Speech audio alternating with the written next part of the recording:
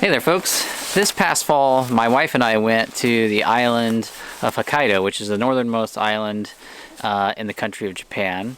And one of the primary goals there was to go and participate in the world's largest chum salmon fishery. And every year the commercial fishermen there harvest between 100 and 160 million pounds of chum salmon annually. So just millions upon millions of chum are harvested. It is definitely one of the most important salmon species in Japan. They don't have king and coho salmon like we do here in North America, nor do they have any substantial runs of sockeye. And so, you know, that chum salmon fishery is super important to them. They do have a spring salmon run of cherry salmon, but those fish are less common and not as important as a food resource as the chum salmon are. They export about 50% of the chum salmon that they harvest. Now, they're able to achieve this huge production of chum salmon through two means, very similar to how we do in North America, and that is they have, of course, wild runs of chum salmon, and we saw chum salmon in virtually every little tiny stream and inlet all over the island, but especially on the north coast and the northeast coast near the Shiratoko Peninsula. There were just chum salmon absolutely everywhere when I was out there. And what was really cool is like virtually every little stream and creek inlet we saw had some sort of passage created, especially if there was some sort of barrier created by roads or some other man-made structure. They had created fish passage around it. We saw it everywhere, even really high up in the mountains, so that these chum salmon and other anadromous species could take advantage of stream connectivity. I think they did a lot better job than what I've seen here in North America, which explains why, you know, during recent studies they found the wild populations of chum salmon to be really, really healthy. But they also use hatcheries, just like we do here in North America, to increase their productivity, to increase commercial harvests, and also provide recreational opportunities for anglers in Japan. We actually found a fair number of terminal chum salmon fisheries that were clearly created simply just to provide opportunities for the Japanese anglers, especially like in harbors along the Nemuro Peninsula and all along the northeast coast. They clearly were dumping smolts in there, and those smolts were returning to these sort of dead-end harbors, and a lot of guys were just fishing in the harbors when the weather was too crappy to fish on the river mouths. But I'll get more into the fishing and fishing regulations here in just a sec. But we did get to go and visit a couple of these hatcheries. One was called the Shibetsu Salmon Hatchery. It's actually attached to an aquarium, which is host to a bunch of the native fish species in Japan, which was really cool. But it's a functioning hatchery too on the Shibetsu River that has a huge return of chum salmon. They actually have the windows as the chum salmon return in and come into the gathering area there. You can see them, and then you can go up above on a walkway and watch them scooping up the chum salmon and separating them by sexes using these funny little brooms, these wooden brooms, to shove the fish around and sort them by sex in preparation for spawning at the hatchery. But we also visited the mouth of the Onabetsu River, which is on the north coast of the island, and normally this area is open for fishing, but chum salmon returns were down about 30% the year that we went.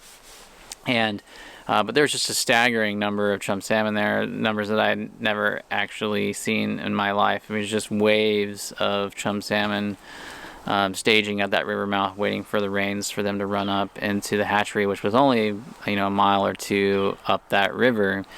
At all the fish markets we went to, there were chum salmon all over the place on ice. So I knew that they were really busy harvesting them. It was a common thing to get ikura, which is the cured chum salmon roe, for breakfast, which I really loved on the north coast. It was super fresh with just a little bit of wasabi and some seaweed and soy sauce. It was a spectacular way to start your day. It's so tasty. But I wasn't sure how they were harvesting these fish. At that Shibetsu Salmon Center, they actually had this little diagram that shows you how they did it. They're basically these giant funnel traps that corrals the salmon down to a point and then to a collection basket. So it's very selective fishery. If they get non-target species like cherry salmon and stuff, they can release those fish unharmed. So they're not doing things like seine nets or gill nets or anything like that. So it looked like a really cool and interesting way to approach it. It also made sense why the chum salmon that we had tasted really good, and we ended up catching some. It tasted really good because they're catching them more when they're in the ocean, and chrome not like what we see here, where there's not much of a fishery for chrome chum salmon. People tend to target them here right at the very end of the run, and mostly just harvesting the eggs or smoking the meat because it isn't of the best quality. So we tried for several days to catch chum salmon there, and on the first day we went and we tried North American tactics, which is a float with a marabou jig underneath it, tipped with some bait. We were able to find shrimp and we were able to find mackerel cured, but we just didn't have any success with that, while the Japanese anglers around us were having success. And the rigs that they were using was this float here, so you can see there it has a bead stop there, so it's really static. And then about 2 to 3 feet underneath that, they're running these large heavy spoons with a hoochie and double hook rig on it. And so we went to a local tackle shop and we bought our own setups, and they came pre-packaged, like, so it was already tied up, which was really nice, with about the right leader length, and it has just snaps that you can snap in. And then the spoons here were, that's my turkey. The spoons here came separate, so you had to buy the spoon, then you buy a bunch of these hoochies that are pre-rigged and attach them to the spoon. So we got a bunch of different colors of these, and we went down to the beach, and it was pouring rain, so it was really hard to do any sort of videography, but we did our best.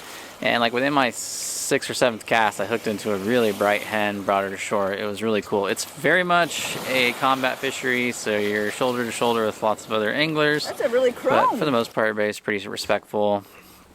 I ended up catching another buck, a really nice buck right after that, right in the surf. So you basically cast out these spoons, and you're fishing in not very deep water, 3 to 5 feet deep. There's big rolling surf that's 1 to 3 feet high. There's tons of seaweed and rock you can snag up, and that's what the bobbers are key for, is keeping that spoon up above the bottom. But as you retrieve it, this thing is wobbling back and forth, and they'll smash it like within a few feet of the bank. You'll see them coming up in the waves behind it and chasing your gear and taking it, and it was a lot of fun.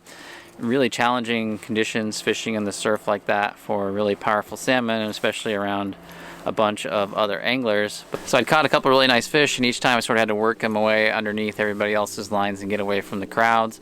But I didn't have any problems getting tangled to anybody, so it all worked out really great. But by the time I came back on that second fish, somebody had slid in and taken my spot. There was about a dozen of us there, and in the time that we'd been there since sunrise, I landed 2, and everybody else had only caught 1. And so the guy that had stolen my spot, I slid into his spot, and like on my second cast, hooked another one and lost it right at the bank. And he was just looking at me, shaking his head. He was in disbelief a little bit. And on the next cast, he tipped wrapped and snapped off, and I slid back into my spot, and I ended up getting one more after several more casts. Sidra tried to keep using North American methods and just wasn't having much success. Towards the end of the day, she switched back to the Japanese methods, and she ended up hooking one but losing it right at the bank.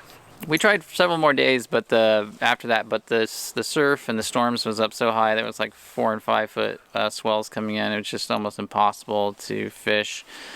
Now, as far as fishing regulations go, it was actually free to fish in Japan while we were there in Hokkaido.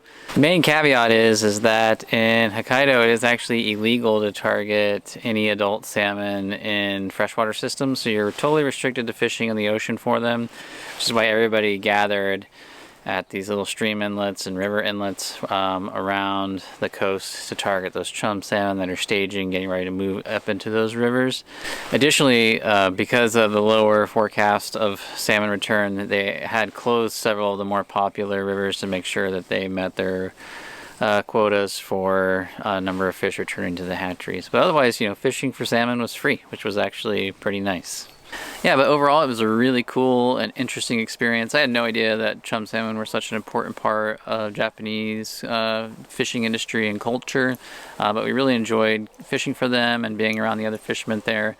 A lot of the Japanese anglers, especially the serious guys, were really excited to share with us photos from their trips to Alaska for king salmon, and they really seem to revere that species, so we should feel very fortunate to have it. But I do really love chum salmon. I think they're great fighters, and when caught out of the ocean, they're pretty tasty. We cooked up that hen that I caught back at our campsite, and it was really tasty. It's not as rich and oily as kings or sockeye, but it was still really delicious, and I really enjoyed it.